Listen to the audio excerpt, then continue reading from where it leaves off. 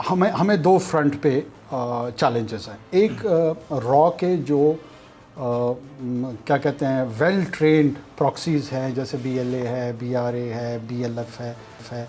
ये तमाम के तमाम हिंदुस्तान की इंटेलिजेंस एजेंसी रॉ के पेरोल पर हैं, वो उनको फाइनेंस करते हैं। उस फाइनेंस होने के नतीजे में वो लोगों की कत्ल व गारतगरी करते हैं, लोगों को टारगेट करते हैं, एसेसिनेट करते हैं, बॉम्ब ब्लास्ट करते हैं, सिविलियंस हैं, एफसी के नौजवान हैं, दूसरे लॉ इन्फोर्समेंट एजेंसीज के लोग। के लिए। अब ज़ाहिर बात है, क्या कभी पाकिस्तान की अमेरिका के साथ इस तरह की एंगेजमेंट रही है? हमारी जो एंगेजमेंट रही है सिक्योरिटी के ऊपर। इंडिया की सारी एंगेजमेंट जो है वो इकोनॉमी के ऊपर है।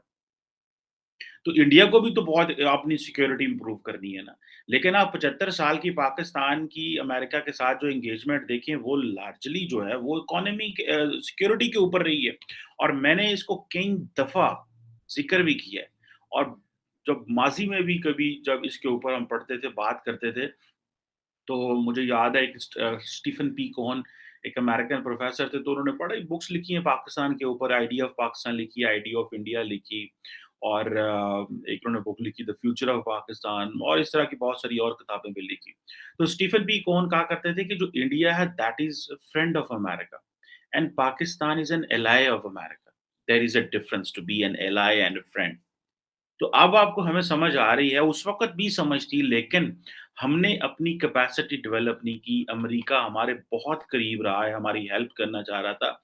लेकिन वो देखता था कि पाकिस्तान की जो एलीट है, जो मेरी अंडरस्टैंडिंग है, I may be wrong in this, वो देखता था कि जो पाकिस्तान की एलीट है, ये जो जागीरदार हैं, जो बड़े-बड़े सियासतदान हैं, जो बड़े पावरफुल लोग हैं, ये सारे के सारे बोरोड ग्रोथ एंड बोरोड पैसे से मुल्क एक दफ़ा बस पहिया चलाना चाहते हैं।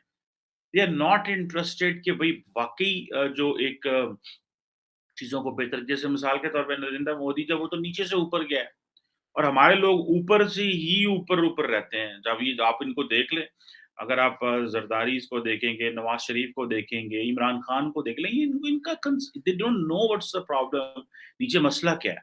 इंडिया की जो लीडरशिप है, ज़ाहिर बात है वो नीचे से ऊपर आ रही है। अब ज़ाहिर बात है ये, अब आप देखें कि इसमें ये जो इंडो पैसिफिक क्या नाम है इसका, इंडो पैसिफिक इकोनॉमिक फ्रेमवर्क है, इसको अगर आप देखें तो इसकी बहुत सारी इसमें जो जिसमें ये है कि इंडिया जो है वो बहुत सारी चीज़ें नहीं मानता, ठीक है जी। लेकिन वो हम जो अमेरिकन्स हैं वो कहते हैं ठीक है जी, हम जो है वो स्पेस देना पसंद करेंगे, ठीक है जी।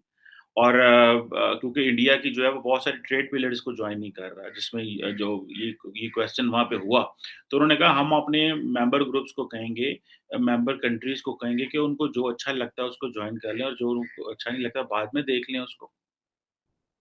अब इंडिया जो है वो इसके जो आईपीईएफ के जो बहुत सारे फ्रेमवर्क्स हैं, इसके ऊपर बाद में फैसला करेगा, अपने नेशनल इंटरेस्ट को देख के फैसला कर रहा है।